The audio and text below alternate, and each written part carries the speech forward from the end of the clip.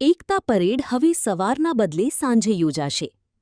આગામી 31 ઓક્ટોબર 2026ના રોજ સરદાર વલ્લભભાઈ પટેલની 151મી જન્મજયંતિ નિમિત્તે યોજાનારા રાષ્ટ્રીય એકતા દિવસની તૈયારીઓની સમીક્ષા માટે કેન્દ્રીય ગૃહ સચિવ શ્રી ગોવિંદ મોહને એકતાનગરની મુલાકાત લઈ ઉચ્ચસ્તરીય બેઠક યોજી હતી.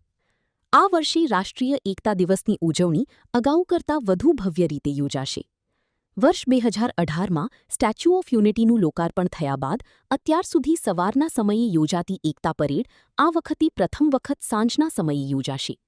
પરેડનું રૂટ અને મુખ્ય કાર્યક્રમનું સ્થળ પણ બદલવામાં આવશે. પરેડમાં દેશભરના 5000થી વધુ કલાકારો વિવિધ રાજ્યોની કલા, સંસ્કૃતિ અને ઐતિહાસિક વારસાનું પ્રદર્શન કરશે.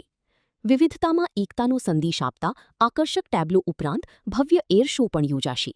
સમગ્ર એકતાનગરને આકર્ષક લાઇટિંગથી શણગારવામાં આવશે. Story by Paresh Pandya, Narmada.